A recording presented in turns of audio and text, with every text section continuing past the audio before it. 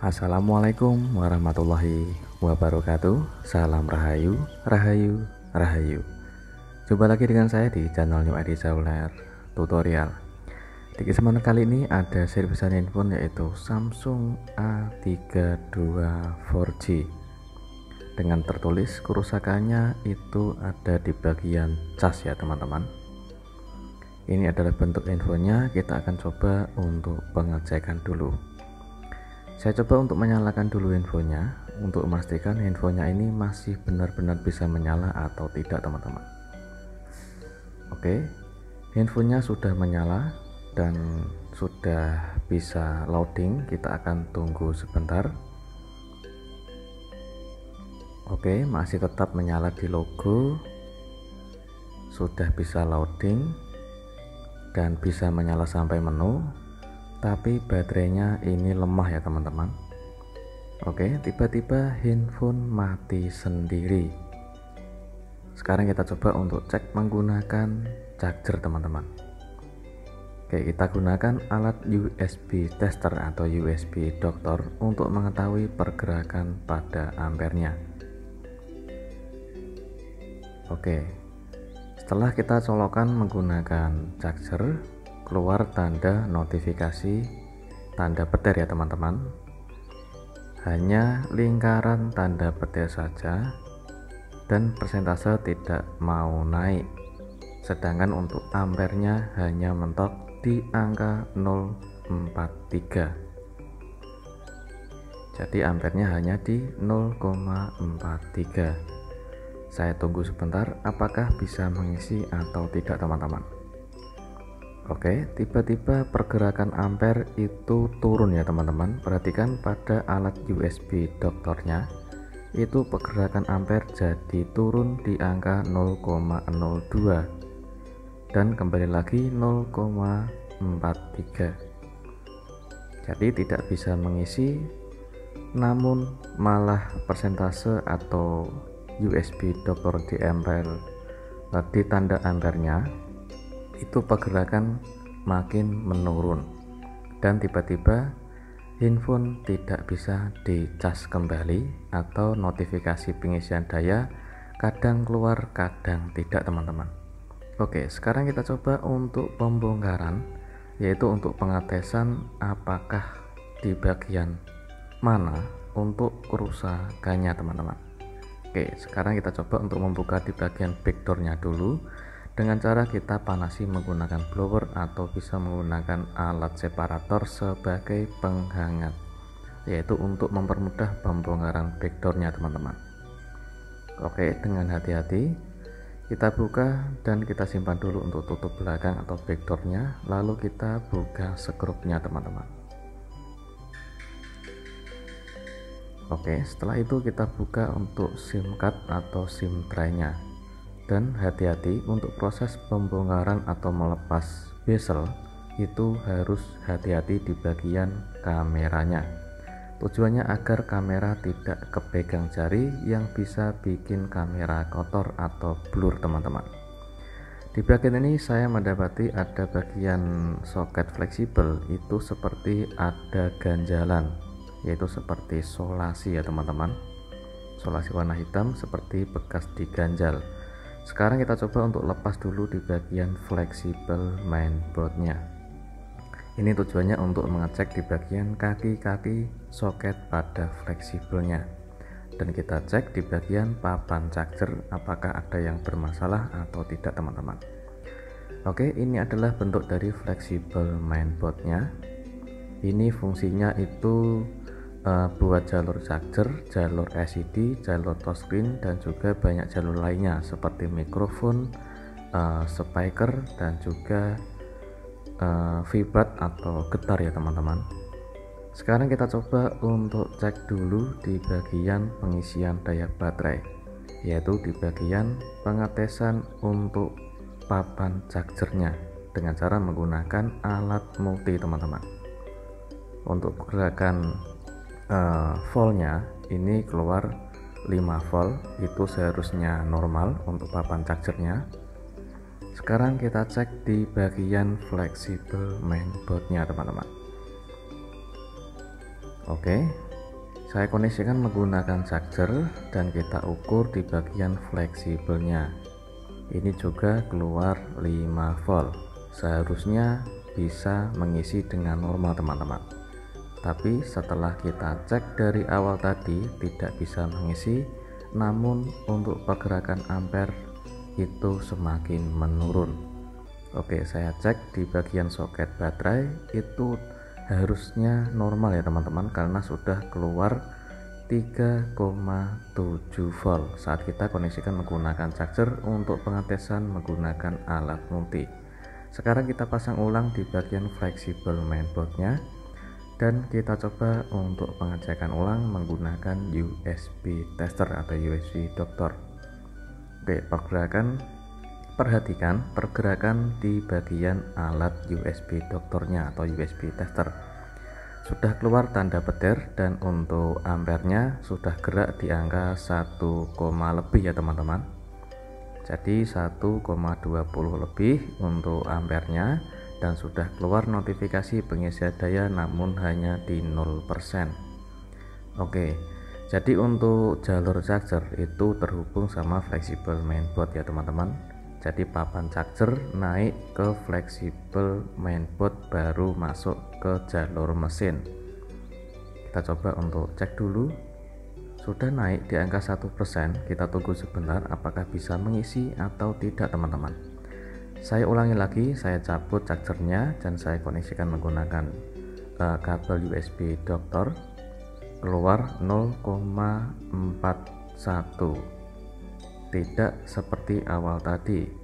Oke, hanya di 1%, namun pergerakan tidak mau naik di angka 1 ampere teman-teman, hanya mentok di 0,41 ampere. Kita tunggu sebentar, tapi tetap saja masih di angka 0,4. Saya coba cabut kembali dan saya pasang kembali, pergerakan ampere normal kembali teman-teman. Oke, kita pastikan dulu untuk pengisian daya baterai apakah sudah normal atau tidak setelah kita lepas fleksibel mainboard dan kita pasang ulang. Untuk persentase baterainya ini sudah naik, oke, 5%, dan persentase baterainya itu sudah nambah dengan normal, sedangkan untuk pergerakan ampere juga normal, jadi di angka 1, lebih teman-teman. Coba kita tunggu sebentar. Oke, setelah kita mendapati analisa seperti awal tadi, setelah kita pengecekan, kadang bisa mengisi normal, kadang tidak bisa mengisi. Jadi kadang nambah, kadang tidak teman-teman. Kita coba untuk cek dulu di bagian papan chargernya. Ini tujuannya apa? Tujuannya untuk memaksimalkan pengerjaan. Apabila kita tes berulang-ulang kali, kita lepas fleksibel mainboardnya, kita lepas chargernya dan kita pasang ulang atau kita koneksikan charger, itu kadang terhubung untuk ampernya, kadang pergerakannya normal, kadang pergerakan ampernya itu turun. Jadi kita cek dulu di bagian ini. Untuk di bagian soket lubang konektor charger ini sengaja saya coba untuk membersihkannya dulu. Tujuannya apabila mungkin ada sisa korosi itu bisa kita bersihkan dulu. Tujuannya untuk jangka lama saat pemakaian charger, kadang kita cabut, kita pasang nggak sengaja, itu mungkin saat kita koneksikan charger, saat tangan atau jari habis minum es atau basah, jika kita memasukkan charger, ujung charger itu basah dan kita terlanjur memasukkan lubang charger untuk pengisian daya baterai, besar kemungkinan korosinya disebabkan oleh nggak sengaja jari basah ataupun nggak sengaja kemasukan air. Jadi kita bersihkan dulu. Dan di bagian ini soket konektor mainboardnya yang ada di bagian papan charger kita harus cek dulu. Setelah kita bersihkan, kita cek ulang apakah sudah benar-benar bersih atau ada sisa korosi. Oke, untuk pin kaki konektor yang ada di bagian lubang charger itu tidak ada korosi ya teman-teman, masih bersih dan masih utuh, tidak ada yang bermasalah. Jika mendapati bagian lubang chargernya itu kotor, korosi atau jamur, atau mungkin ada bagian yang gerimpil atau gumbil, itu kalian bisa mengganti soket konektor chargernya dulu. Tujuannya agar nanti saat pemakaian bisa tahan lama teman-teman. Jadi intinya, kalau kita mengerjakan sesuatu yang mungkin dibilang sepele, bukan sepele juga. Alangkah baiknya kita cek ulang, berulang-ulang kali untuk memastikan apakah di bagian mana yang untuk kerusakannya, biar tidak dua kali kerja atau tidak membongkar kembali infonya teman-teman. Oke, di bagian ini kita cek di bagian soket konektor fleksibel mainboard, yaitu khususnya di bagian jalur feedback pada pengisian daya baterai atau jalur chargernya. Yang saya tunjuk itu adalah bagian jalur charger plus atau positif pada jalur chargernya yang menghubungkan di bagian papan charger ke mesin. Oke, dan ini adalah skemanya teman-teman, yaitu dimana skema untuk jalur chargernya. Jadi apabila mungkin kalian mendapatkan kerusakan yang sama tapi sudah dikerjakan dengan metode yang saya berikan itu masih gagal atau masih belum bisa mengisi dengan normal, kalian bisa cek dulu pada skema yang saya berikan ini teman-teman. Di bagian itu yang saya tunjuk kita akan kerjakan. Oke, kita kasih tenor secukupnya saja teman-teman, dengan hati-hati dengan cara metode seperti ini. Jadi tidak usah kita menggunakan metode jumper, karena lebih simpel dan lebih rapi menggunakan teknik metode seperti ini. Jadi kita bisa menambahkan tenor sedikit saja. Apabila ketebalan kita rapikan dulu teman-teman. Usahakan untuk ngasih tenornya jangan terlalu tebal ya, karena bisa merusak di bagian soket konektor yang ada di mesin. Usahakan dikasih tenor atau buat tambahan tenor secukupnya saja. Jangan kebesaran atau jangan ketebalan yang bisa merusak di bagian soket konektor LCD yang ada di bagian mesin. Di bagian ini juga kita berikan tambahan seperti tenor. Oke, kita gunakan tenor secukupnya saja. Jangan terlalu tebal ya teman-teman. Saya ulangi lagi, jangan terlalu tebal. Perhatikan saat saya menggunakan solder dan mengasih tambahan buat tenornya. Jadi untuk menambahkan tenor itu sedikit saja, tipis, namun tidak setipis biasanya, agak tebal sedikit, tapi jangan terlalu tebal ya teman-teman. Intinya dikasih sedang saja untuk menambahkan tenor di bagian soket konektor fleksibel mainboardnya. Setelah kita kerjakan seperti tadi, kita cek ulang apakah untuk pengisian daya baterai bisa menormal atau tidak teman-teman. Jadi untuk di bagian papan charger masih menggunakan original. Jadi usahakan, kalau saran saya, jangan sekali-sekali diganti sama papan cas yang KW. Itu bisa menyebabkan short atau konslet jika ada komponen yang tidak cocok di bagian papan charger untuk kualitas yang KW, dan juga fungsi fingerprint biasanya tidak bisa berfungsi teman-teman. Jika ada short di bagian papan cas yang KW, itu bisa menyebabkan CPU atau RAM bisa bermasalah. Sekarang kita koneksikan menggunakan charger setelah kita kerjakan dengan metode seperti tadi. Pergerakan ampere sudah normal di angka 1, lebih ya teman-teman. Untuk persentase sudah naik di angka 6%. Kita tunggu sebentar untuk melihat pergerakan ampernya, apakah naik turun atau tidak teman-teman. Setelah kita cek berulang kali, kita cabut, kita pasang, kita cabut, kita pasang lagi untuk chargernya. Jika pergerakan ampere sudah berjalan normal di angka 1, lebih, yaitu minimal 1 ampere, itu sudah bisa mengisi dengan normal. Dan jika sudah selesai, kita coba untuk perakitan ulang. Kita pasang dulu untuk di bagian bezel dan jangan lupa untuk pasang skrupnya.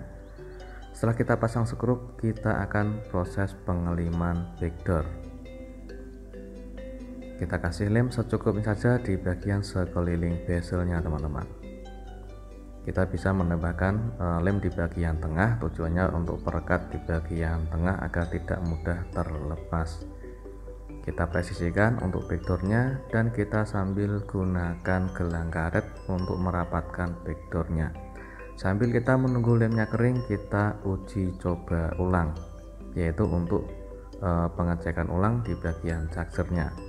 Tetap sama, kita gunakan alat USB doktor atau USB tester, kita koneksikan. Perhatikan pada pergerakan ampernya, sudah naik di angka 1,75 ampere. Jadi pergerakannya sudah normal, dan untuk voltasenya itu di angka 9 volt ya teman-teman. Otomatis masih support fast charging atau pengisian daya cepat. Oke, setelah kita tunggu beberapa menit kemudian, untuk pengisian daya baterainya sudah nambah di angka 27% teman-teman, yaitu dengan notifikasi USB dokter yang tertera di angka 1 ampere lebih.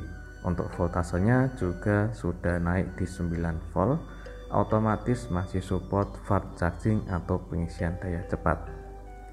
Oke, kita tunggu loadingnya sebentar dan handphonenya sudah menyala. Kita cek untuk notifikasi pengisian daya baterai. Untuk daya baterai di angka 28%.